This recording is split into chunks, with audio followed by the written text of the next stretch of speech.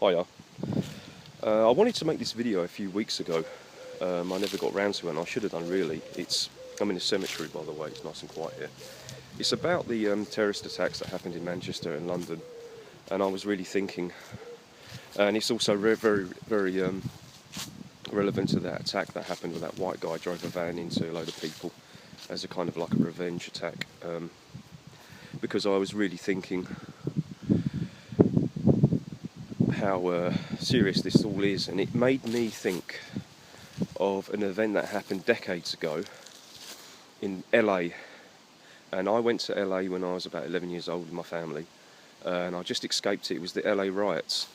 It happened in about, I think it was the 1990s, 1991, so I was really young. I was only in LA, went to Disneyland just for a couple of days and we came back. Went somewhere else, but basically, I don't know what it was over. The guy that was beaten, I don't know if the police thought he had a gun or they just thought he was speeding, but they beat him really bad, these police, and this was a black guy that got beaten bad. They used probably unreasonable force on him, and it sparked a whole riot. Civilization in that area just broke down so quickly. It was a race war on the streets, and you had armed shopkeepers firing their guns, trying to stop their shops from being robbed and looted.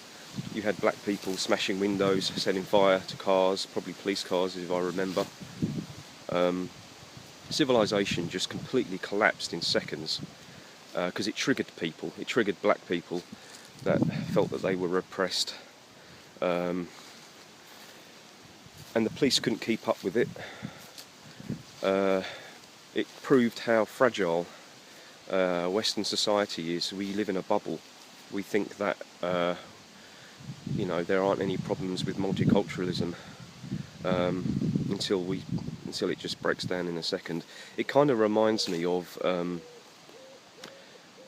the way that if you go to a sea life centre, where they keep aquatic life, where they keep fish, and in a big, huge tank, and you've got sharks, and then you've got schools of small fish swimming with them, and you're wondering why don't the sharks start killing stuff and eating stuff and being a shark? And the reason why is because everyone in there is fed perfectly. They're not hungry. They don't have any wants. Everything, their needs are taken care of. Their needs are met, and so you don't see the natural order of the predator and the prey.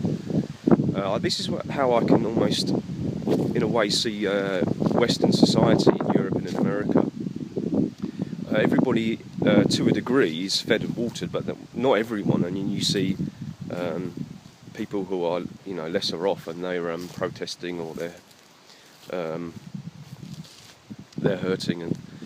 But the reason why I mention the LA riots is that I think we are close to a race war, and the possible collapse of Western civilization here in Europe.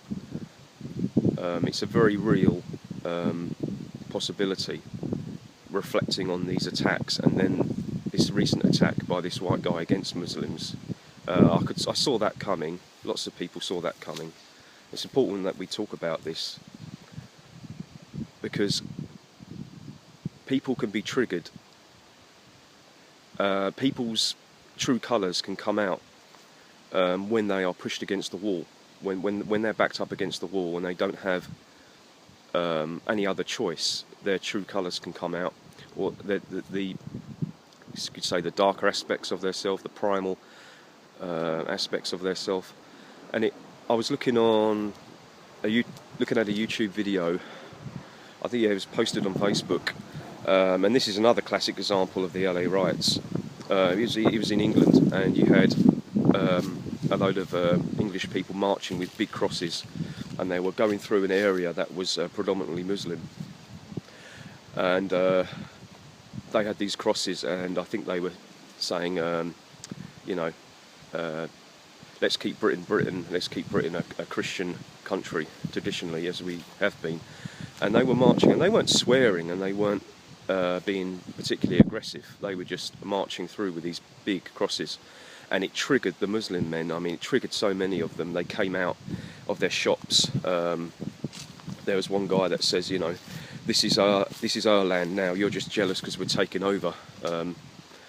This is not Christian country anymore. This is our land. And they all, you know, so many of them came out, and they were surrounding about 20 of these white people, and they, you know, it was mostly all men, and they were ready in seconds. You know, they were ready to fight basically. And it happened like that, and this is what I'm talking about. We've been living in a bubble. I think most British people, we've been living in a bubble, most white British people in this country, because we don't realise that there are others that see this as their land and their property, you know. But something else I want to mention as well, and this is really important, because I plan to make this video, and I sympathise, because I'm a European. I feel it's almost like the European psyche's under attack, you know, and I feel the pinch. I can feel the heat, and so I'm for my people, you know. I'm not afraid to say that. I'm for my race. There's nothing wrong with that. It's not racist. It's just natural. So that's what mainly motivated me to do this video. But I was looking. I'm glad I watched this video I'm going to talk about.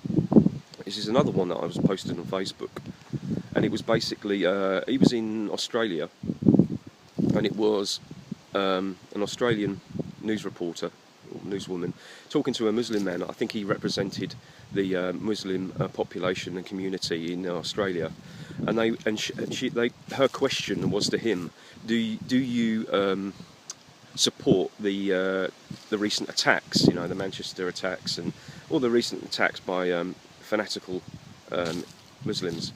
Do you support that? And he never answered her directly. He immediately brought up the issues the killings, the murders that are happening on a daily basis and have been in the Middle East by Western intervention, by military intervention.